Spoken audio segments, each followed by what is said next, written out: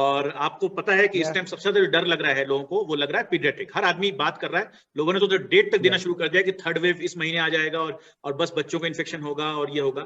तो जरा सा पीडियाट्रिक्स के बारे में बताएं। अमूमन हम यही जानते हैं कि बच्चों में बीमारी माइल्ड होती है, तो पहला सवाल यही कि बच्चों की बीमारी के बारे में क्या आपका क्या ख्याल है? कोई बड़ों में हम रिस्क फैक्टर बताते थे कि बड़ों में रिस्क फैक्टर है सीवियरिटी का, डायबिटिक होना या मोटा होना, इस तरह का।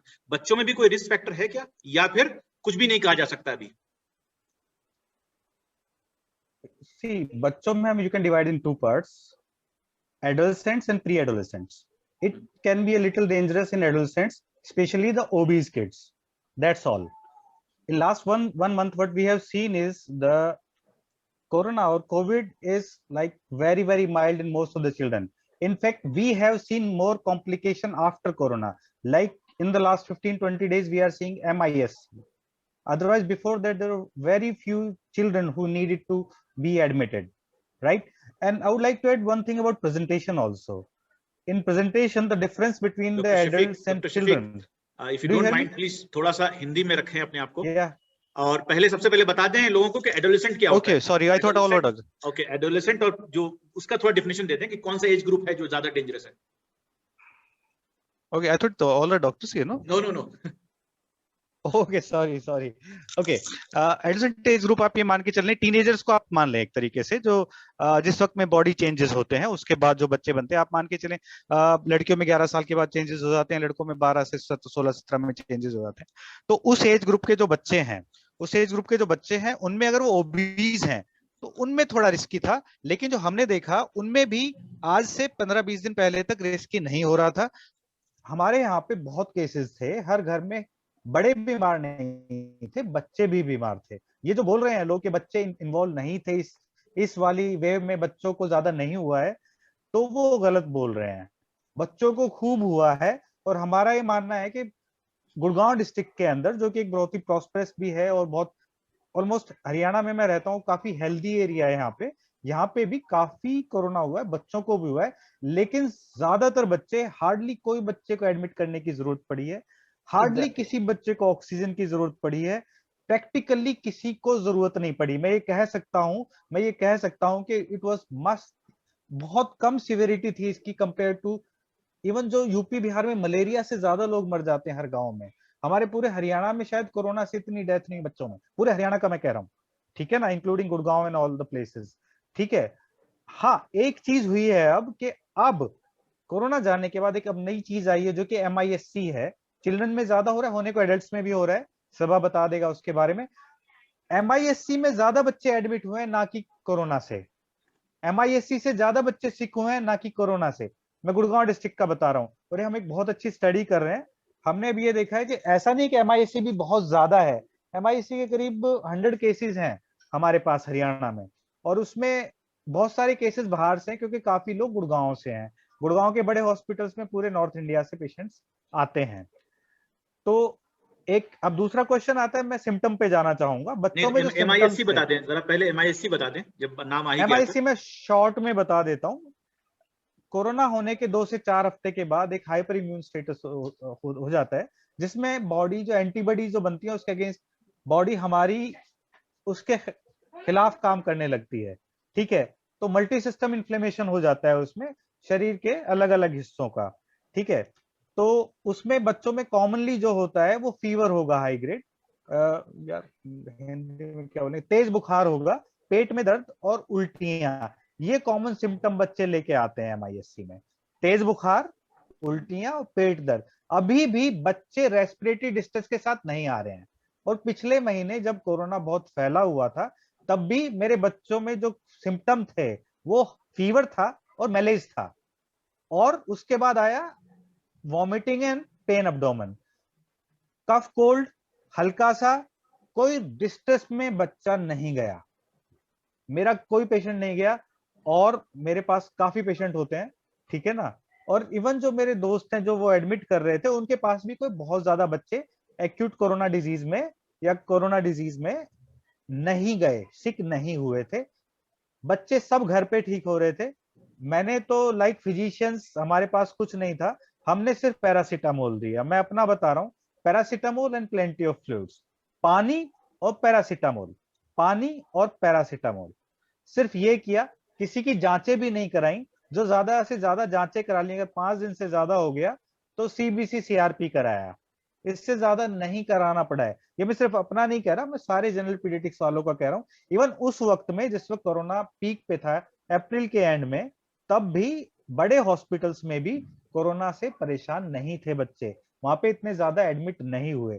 कहने का मतलब ये कि एक्यूट कोरोना से ज्यादा सिक बच्चे एमआईएससी में अब एडमिट हुए हैं जब कोरोना जा रहा है, और अभी वो भी ठीक होने जा रहे हैं, क्योंकि जनरली एमआईएससी 2 से 6 हफ्ते बाद होता है। इंशाल्लाह 2 हफ्ते बाद वो भी केसेस कम होने शुरू हो जाने चाहिए। ठीक है, तो ये बच्चों में। और अब आप बात आई कि थर्ड वेव आएगी उसमें बच्चों का, तो कुछ एक्सपर्ट्स ने कहा था, जिसको अब ज्यादातर एक्सपर्ट मना कर चुके हैं। अब तो गवर्नमेंट, अब तो गुलेरिया साहब ने भी कह दिया है कि भाई ऐसा कुछ नहीं है। और आप प्रैक्टिकली सोचें, आप हिंदुस्तान में आप ऐसे भी सोच सकते हैं कि यार इस वेव में, पहला तो ये सोचना गलत था कि बच्चों को हुआ नहीं है। मैं बोलता हूँ मेरे खुद के डिस्ट्रिक्ट में कम से कम 20-30 हजार केस हुए हैं। आप छोड़ो ना डेटा को, यार हम पेशेंट तो हम देख रहे थे। ठीक है, तो बच्चे, ऐसा नहीं हुआ कि बच्चों को नहीं हुआ, बच्चों को खूब हुआ है, नंबर 1। और बच्चों को इस बार हुआ है, अगली बार भी होगा। उम्मीद ये है कि जैसा इस बार हुआ है वैसा ही होगा, उससे ज्यादा नहीं होगा। दूसरा, लोगों का ये मानना है कि बच्चों को इसलिए ज्यादा होगा क्योंकि एडल्ट्स को वैक्सीन लग चुकी होंगी। अरे भैया, हिंदुस्तान में रह रहे हैं 40 साल से, 42 साल के हो गए हम। आपको लगता है एडल्ट्स को वैक्सीन लग जाएंगे यहाँ पे इतनी जल्दी? आपको लगता है सारे एडल्ट्स कवर हो जाएंगे जो आपके बच्चे रह जाएंगे वैक्सीन लगने से? तो वो बात तब आएगी जब एडल्ट्स को वैक्सीन लग जाएगी। पहले आप एडल्ट्स को वैक्सीन लगा लें, फिर बात करें कि बच्चे वैक्सीनेटेड नहीं है, उनको चांस ज्यादा है। अभी तक हमारा मानना है, और जितने लोग यहाँ पे जो अब आईसीयू भी कर रहे हैं, जो इवन अब एमआईएससी ट्रीट कर रहे हैं गुड़गांव में मेरे दोस्त, उनका सभी का ये मानना है कि ऐसा कुछ नहीं है कि थर्ड वेव बच्चों पे जाएगी। तो इस बात को कहना बंद कर दिया जाए, क्योंकि बच्चों का इस पे फर्क पड़ रहा है। बच्चों की ऑलरेडी घर पे रह रहे के उनको काफी दिक्कतें आ रही हैं, बच्चे दोस्तों से नहीं मिल पा रहे हैं, बाहर नहीं जा पा रहे हैं। इवन मेरा बेटा अभी 10 दिन पहले बोलता है खड़े होके कि पापा, क्या मैं बेजान चीज हूँ जो मैं बेजान चीज हूँ जो मैं बाहर ना जाऊं, मैं घर में पड़ा रहूं? क्या मैं कोई चीज हूँ तेरा ही जो एक बेटा कोने है। में पड़ा रहूं, मैं बाहर ना जाऊं, मैं बाहर जाके नहीं खेल सकता? ठीक है, तो इस चीज को कहने की जरूरत नहीं है, सभा भी बता देगा। अभी तो गुलेरिया साहब ने भी कह दिया है कि भाई ऐसा कुछ नहीं है, बच्चों में ऐसा कुछ नहीं होने वाला। उम्मीद यह है कि ऐसा कुछ नहीं होगा, और इस साल भी बच्चों को जो होना था हो लिया है, और अगर आगे भी होगा तो इतना ही होगा। ऐसा कुछ नहीं है कि बच्चों के लिए कुछ, अनटिल एंड अनलेस तो भाई कोई चिल्ड्रन स्पेसिफिक म्यूटेशन हो जाए कि भाई ये म्यूटेशन हुआ है कि अब ये बच्चों को ही होगा।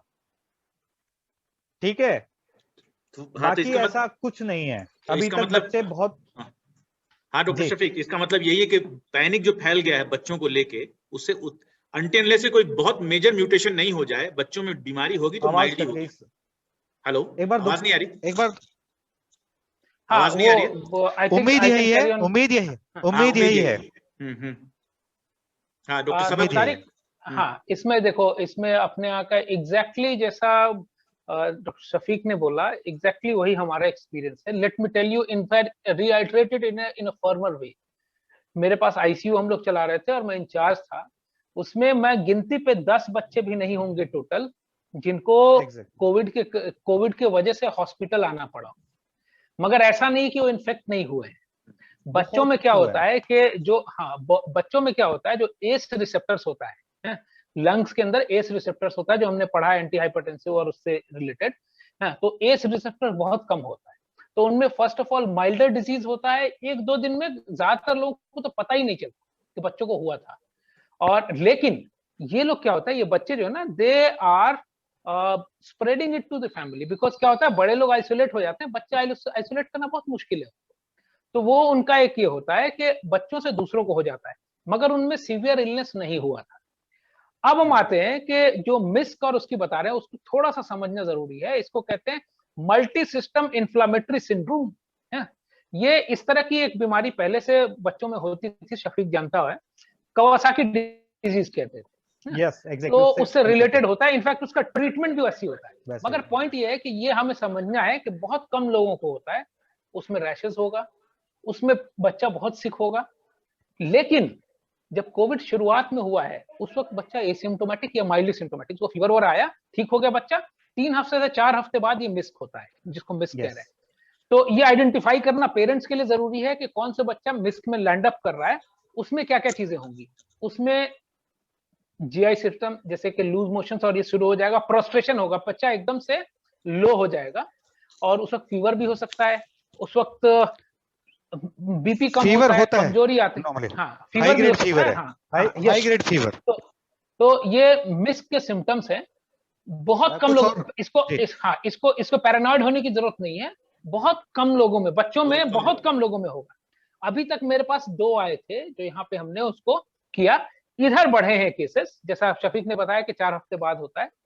तो ये हो गया। अब हम आते हैं जो थर्ड वेव में जो बात हुई, ये सारा कंफ्यूजन शुरू हुआ जब वो डॉक्टर देवी शेट्टी ने बोला कि अब हमारे पास एडल्ट के बाद बच्चों में आएगा, और उसके बाद मीडिया को एक नया हेडलाइन चाहिए होता है। उसने इसको ट्विस्ट करके ऐसा प्रेजेंट किया कि सारे लोग, इनफैक्ट मेरे जो अच्छे दोस्त हैं, जो those who are well educated, those who follow, those who understand data, they also got scared because it is about kids, बच्चों के बारे में है।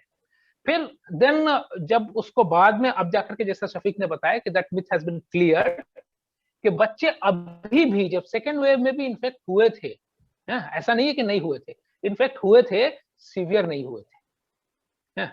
वही चीज थर्ड वेव में भी अगर if at all it is there, and जो हो सकता है वेल प्लॉजिबल कभी भी, तो उसमें भी थर्ड वेव में भी बच्चों का पर से स्पेसिफिक आएगा, बिल्कुल नहीं है ऐसा है। तो ये एक मिथ, जो ये एक्चुअली मीडिया का बनाया हुआ जो एक क्रिएशन है वो है, बच्चों को पर्टिकुलरली आए ऐसा बिल्कुल नहीं। प्रोपोर्शन में होगा, जितने बड़ों को होगा उस हिसाब से बच्चों में 2 to 5% में सीवियर पेशेंट्स आएंगे, एडमिशन वाले आएंगे। तो बेसिकली ये मीडिया जो है ना, इसने बहुत खराब रोल प्ले किया है और लोगों के अंदर मिसकोट कर दिया है। हाँ बिल्कुल, जो है लोग डर गए हैं, और खास करके बच्चों को लेके। चलिए शुक्रिया डॉक्टर शफीक, आपने बहुत अच्छे से एक बार तारिक एक बार मैं दोबारा से सिम्टम बता देता हूँ, यहाँ पे बाकी लोग भी हैं जो डॉक्टर्स ने। एक तो हाई ग्रेड फीवर है, वॉमिटिंग, पेट में दर्द होगा, कंजंक्टिवाइटिस इसका पार्ट है, आंखें लाल हो जाती हैं, हाँ ये लिम्फेड गिट्टियां बोलते हैं गले में, वो हो जाती हैं, ठीक है ना।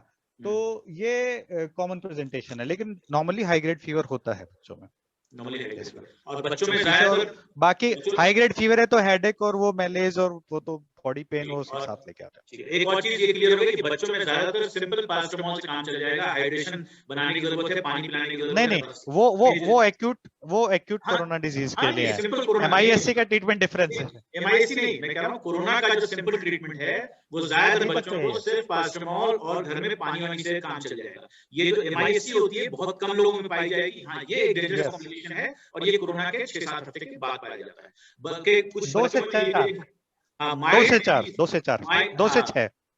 हफ्ते के बाद पाया जाता है। चलिए थैंक यू डॉक्टर शफीक।